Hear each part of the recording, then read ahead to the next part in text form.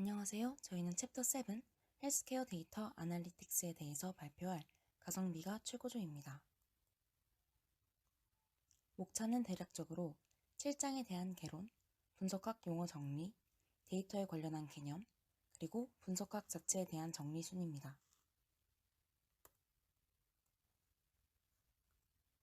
(7장에서) 얘기하고자 하는 포인트에 대해서 보겠습니다.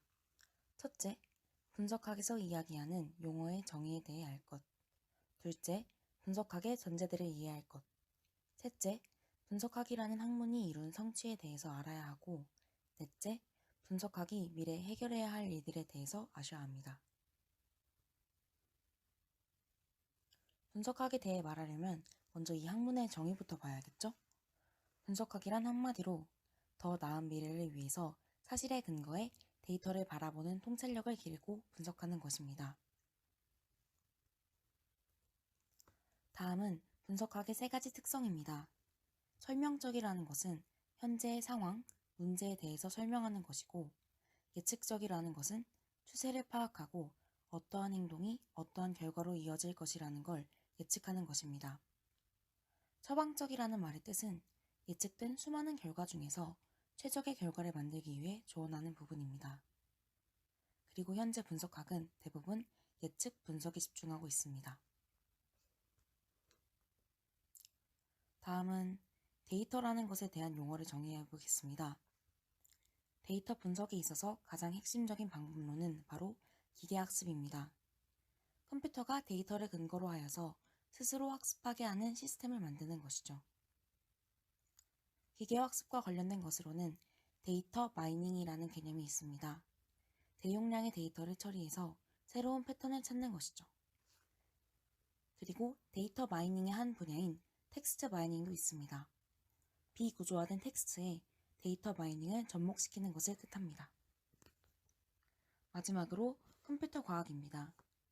도 노오라는 학자가 정의하기로는 데이터를 어떻게 해야 더 잘 분석하고 처리할 수 있는지에 대한 방법론, 그 자체에 집중하는 학문입니다. 이번에는 빅데이터에 대해서 얘기해 볼까요? 빅데이터의 뜻은 그 이름에도 들어있습니다. 매우 큰 용량의 데이터라는 말입니다. 이 아이의 특성은 4가지가 있는데요.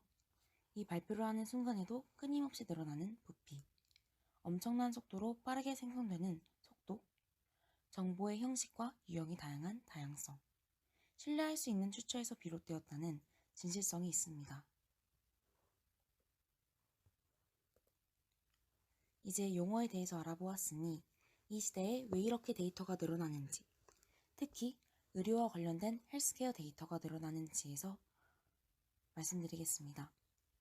첫째 이유는 지금까지 전자정보화되지 않았던 임상적인 정보, 곧 병원이나 건강관리센터의 정보들이 디지털화되고 있기 때문입니다. 임상적인 정보라고 하면 구조화된 이미지나 실험 결과뿐만 아니라 단순한 메모와 같은 비구조화된 것까지 모두 포함하는 것입니다. 한 가지 예로 캔서링 큐를 들어가 볼까요? 이 시스템은 전국에 있는 EHR 정보를 수합합니다. EHR이 뭔지 궁금하시죠? 풀이하면 일렉트로닉 헬스케어 레코드, 한국말로 전자, 건강관리, 정보라는 뜻의 줄임말입니다. 또 이 정보를 시각화해서 보여줌으로써 의료 분야 연구진에게 이용 가능한 정보를 주는 친구입니다. 대용량 정보의 원천은 또 있습니다. 기사와 각종 저널에서 출판되고 있는 정보들과 과학적인 논문입니다. IBM의 왓슨을 예로 들어보겠습니다. 이 왓슨은 TV 게임쇼에서 우승을 차지함으로써 이목을 끌었죠. 질문에 대답하는 왓슨은 현재는 의료 분야에 집중하도록 길러지고 있습니다. 이제 데이터를 분석하는 과정에 대해 4가지로 나누어 보겠습니다. 이건 쿠머라는 학자가 제시한 모델입니다. 그는 이 모직도가 마치 파이프라인을 연결한 것과 같다는 언급한 바가 있습니다. 먼저 데이터를 분석하기 위해서는 정보를 입력해야겠죠. 첫 번째 순서는 데이터 입력입니다. 임상적인 기록, 유전체학 데이터나 금융 데이터 등을 넣는 단계입니다. 다음 순서는 특징 추출입니다. 다양한 계산 기법들을 사용하여 자료에서 특징적인 것들을 뽑아 내는 건데요. 쓰는 기법들로는 조직하기, 일반화시키기, 그리고 특징과 특징을 매칭시키기가 있습니다. 통계적 처리는 앞에서 이끌어낸 데이터로부터 결론을 도출하기 위해서 통계 추론 기법을 이용하는 것입니다. 마지막으로 예측 출력입니다. 이 단계에서 주는 결과값은 아까 배운 서술적이거나 예측적이거나 예방적인 정보로 주어집니다. 요즘 같은 시대에 이 부분에 대해서 말을 안 할 수가 없죠. 바로 데이터의 출처입니다. 데이터의 양이 늘어날수록 사용자는 좋은 데이터를 선별해야 합니다. 데이터의 출처에 대해서 잘 파악하고 있어야 하며 대규모로 데이터를 처리할 때 이 자료도 포함해도 괜찮은지에 대해서 잘 판단해야 한다는 거죠. 다음은 데이터를 통해서 예측하는 분야에 대해 보겠습니다. 비즈니스 인텔리전스란 데이터를 다루는 통찰력을 얻기 위한 기술입니다. 러닝 헬스 시스템은 전형적인 데이터를 분석하고 예측하게 도와주는 시스템입니다. 계속해서 반복되는 자료를 통해서 이런 경우엔 대개 어떤 판단을 내렸고 결국 결과는 없겠구나 라는 식으로 의사결정에 도움을 받을 수도 있고 잘못된 정보를 빠르게 알아챌 수 있도록 도와주는 시스템입니다. 사람의 몸은 엄청나게 복잡하고 비선형적입니다. 이러한 생체에 대해서 정밀하게 분석하기 위해서는 이 러닝 헬스 시스템에 대한 필요성이 대두된 것입니다. 그리고 이러한 모델들은 끊임없이 개발되고 있습니다. 왜냐하면 저소득층에게 도움이 되는 가성비가 좋은 양질의 의료 서비스를 제공하기 위해서입니다. 이번 파트는 앞에서 이야기했던 기계학습에 대해서 더 자세히 알아보겠습니다. 먼저 정의입니다. 복잡하고도 용량이 큰 데이터를 분석할 때 필수적인 측면 중에 하나인데요. 데이터로 컴퓨터가 어떻게 학습하는지를 연구하는 컴퓨터 과학의 한 분야입니다.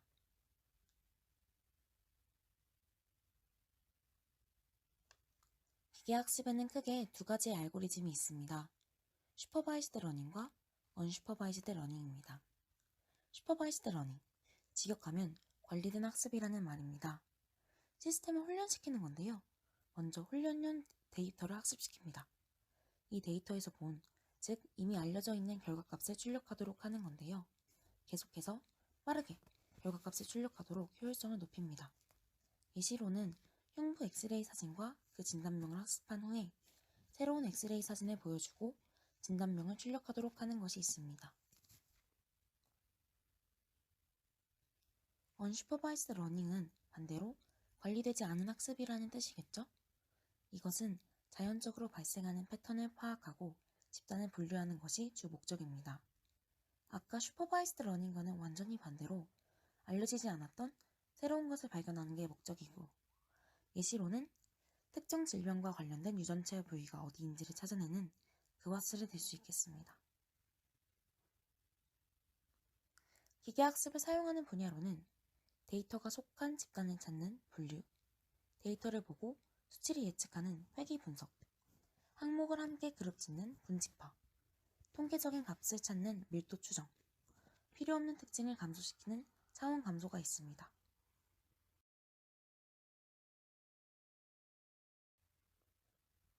기계학습과 관련된 개념으로 딥러닝에 대해서도 말씀드리겠습니다. 단어 자체에서도 느낄 수 있듯이 뭔가 깊은 학습이겠죠? 신경 네트워크가 단순한 것을 보고 복잡한 판단을 내리는 것을 뜻합니다. 이는 예측에서 성공적인 결과를 내기 때문에 많이 사용되고 있습니다. 그 예시로는 CT 영상을 보고 수명을 예측하거나 망막 사진을 보고 위험 인자를 판단하는 것 등이 있습니다. 물론 이러한 데이터 분석에는 몇 가지 어려움이 있습니다. 환자의 일상적인 치료에서 발생하는 데이터는 분석적 목적에 사용이 제한적일 수 있습니다. 이러한 데이터는 부정확하거나 불완전할 수 있기 때문입니다. 기록상 질병의 첫 번째 사례는 첫 번째 감염되었을 때가 아닐 수 있고 충분히 긴 시간 간격을 커버하지 않을 수도 있습니다. 임상 데이터를 분석에 사용하는 데는 몇 가지 다른 문제가 있습니다. 바쁜 임상의들에게는 데이터의 정확성이 최우선순위가 아니기 때문에 신경 쓰지 못할 수 있고, 많은 임상 자료가 텍스트에 잠긴 상태여서 많은 자료의 활용이 어렵습니다. 또한 지금까지의 경험으로 보았을 때 의학 분야 센터에서의 환자들의 전자기록의 통합이 쉽지 않다는 것을 보여줍니다. 또 그 경험에는 평균 소아 중환자실 환자가 24시간 동안 1348개의 정보를 생성하는 등 상당한 양의 데이터가 있다는 것을 보여줍니다. 다음으로는 데이터 연구 자체의 문제점입니다. 보이드와 크로폴드는 데이터 중심 연구의 늘어나는 사용에 대해 몇 가지 어려움을 표현했습니다. 데이터에 대해 요청된 연구 질문들이 예측 가설과는 반대로 대답되는 경향이 있다는 것, 데이터가 우리가 원하는 만큼 항상 객관적인 것은 아니라는 것에 주목했습니다. 마지막으로 그들은 개인 데이터가 어떻게 사용되고 수집되어야 하는지에 대한, 또 데이터에 접근하는 사람과 그렇지 않은 사람 사이의 가능한 분열에 대한 윤리적 우려를 제기했습니다. 또 다른 윤리적인 관심사로는 세상의 측면이 알고리즘에 의해 모델링되거나 작동되는 방법에 대한 명시적 또는 암묵적 가정에서 기인하는 편향 알고리즘이 있습니다. 이러한 문제점에 대한 해결 방안은 환자의 개인정보 보호, 건강정보 시스템의 상호 운용성, 투명성 등이 있습니다. 그리고 크럼홀츠는 데이터 분석 정보학자뿐만 아니라 임상의와 행정가에게도 새로운 사고와 훈련 모델도 필요하다고 했으며, 의료진이 데이터를 지역 EHR에 통합하도록 돕는 그린 버튼과 같은 새로운 도구가 필요하다는 것 또한 언급되었습니다. 다음은 분석학의 연구 및 적용입니다. 먼저 예측에서의 적용입니다. 임상 예측을 위해 EHR 데이터를 이용한 연구가 확산되고 있습니다. 초기 초점 영역은 퇴원 후 30일 이내에 병원 재입원 위험이 있는 환자를 식별하기 위한 데이터 분석법의 사용이었습니다. 하지만 점점 많은 연구들이 환자의 사례나 집단을 확인하려 시도했고, 의료 이용과 그 결과를 예측하기 위해 분석들을 적용하기 시작했습니다. 그 사례로 입원 중 혹은 입원 후 1년 동안 환자들 간의 유사한 데이터를 통해 증가해온 중환자실의 사망률 예측, 심혈관 사건 위험 예측 등을 들 수 있고, 이를 통해 EHR로 사망률을 예측하는 능력이 입증되었습니다. 또 다른 연구자들은 무작위 제염 시험의 결과를 복제하기 위해 EHR 데이터를 사용하기도 하였습니다. 연구자들은 건강유지 조직 연구 네트워크의 가상 데이터인 VDW를 사용하여 소아 비만과 임신 중 고혈당 사이의 연관성을 입증할 수 있었습니다. 다음은 임상 결과 개선에서의 적용입니다. 한 연구는 병원에서 욕창이 발생할 것인지를 예측하는 EHR에 적용된 베이지안 네트워크 모델의 사용이 병원에서의 욕창 발생률을 10분의 1로 감소시켰을 뿐만 아니라 이 환자들이 중환자실에 입원하는 기간이 3분의 1로 줄었다는 것을 보여주었습니다. 마지막으로 고비용 환자 체크, 고비용 치료 사전 차단, 재입원 확률이 높은 환자 체크를 통한 비용 절감이 있을 수 있습니다. 다음으로는 분석학을 이용함으로써 얻어낸 성과에 대한 구체적 사례를 설명하겠습니다. 첫 번째 예로, 기존 EHR에 통합된 자동화된 예측 모델이 퇴원 후 30일 이내에 재입원 위험에 처한 입원 환자를 식별하는 데 성공했습니다. 또 다른 연구에서도 이러한 사례를 찾을 수 있습니다. 먼저, 병원에서 EHR 기반 예민성 점수를 사용하여 병원 내 사망률이 1.9%에서 1.3%로 감소했습니다. 다음으로는 암 진단이 늦어지는 것을 줄이기 위해 실행한 무작위 제어 시험이 대장암과 전립선암의 조기 진단이 이루어질 수 있도록 했습니다. 또 뇌성마비 아동에 초점을 맞춘 학습 건강 시스템의 구현으로 입원 일수의 43%, 응급실 방문의 30%, 그리고 의료 비용의 210%가 감소했습니다. 정보학자들은 분석학 시스템 구축과 그 작업의 수행을 통해 이러한 분석학의 성과를 만들어낸 전문가들입니다. 특히 건강관리와 생물의학의 분야에서 데이터 과학을 주도할 수 있는 분야는 정보학입니다. 정보학은 유전체학에서 의료 공중보건에 이르기까지 데이터를 수집하고 분석하여 적용하는 시스템을 구현하는 데에 큰 영향을 미쳤습니다. 기초생명과학자와 임상의, 일반의를 포함하는 연구자들과 실무자들은 빅데이터를 실제로 사용할 수 있도록 하는 도구와 기술을 필요로 하고 있습니다. 이렇듯 정보학이 분석학의 발전에 중요한 역할을 하고 있고, 이를 가능하게 하는 정보학자들에 대한 논의가 이루어지고 있습니다. 의료기관도 이런 데이터 전문가들의 수가 부족한 상황입니다. 의료기관은 시스템 및 데이터 통합, 데이터 통계 및 분석에 있어서 확실한 인재와 기술 및 건축 지원, 임상 정보가 필요하다고 지적한 연구 결과가 나오기도 했습니다.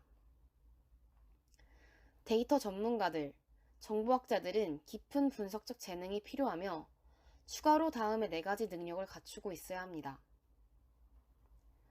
통계 프로그래밍 언어의 사용이 가능해야 하고, 통계에 대한 개념과 기술을 익히기 위한 지식, 세분화된 업무 영역에 대한 지식, 조직의 요구를 파악하고 결과를 표현하기 위한 커뮤니케이션 능력을 갖추어야 합니다.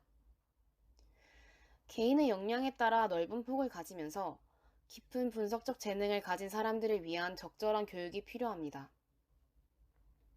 이를 위해 정보학 교육 프로그램은 분석, 빅데이터, 그리고 이를 활용하고 적용하기 위한 기본 기술의 개념을 도입해야 합니다. 다음으로는 분석학의 발전 방향성을 알아보겠습니다. 분석학의 이용은 의료계의 발전에 어떻게 영향을 줄 수 있을까요? 데이터의 증가가 개인의 의료 정보 제공에 기여하며 의학 연구의 개선을 이끌어낼 수 있습니다. 한 연구는 임상자료의 활용을 위한 권고안을 제시하였습니다. 그 권고안의 일부를 살펴보겠습니다. 첫 번째, 자료의 질을 개선하라. 두 번째, 상호 운용성을 위한 데이터 표준 사례를 참고하라. 세 번째, 편향 알고리즘을 제거하라. 네 번째, 데이터의 품질을 평가하는 프로세스를 개발하라. 마지막으로 요점을 말씀드리겠습니다. 1. 의료 데이터는 EHR의 채택 가속화로 인해 크게 증가했다. 2.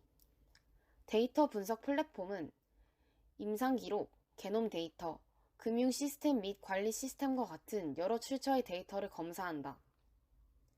3. 분석은 데이터를 정보 및 지식으로 변환한 후 이루어진다. 4.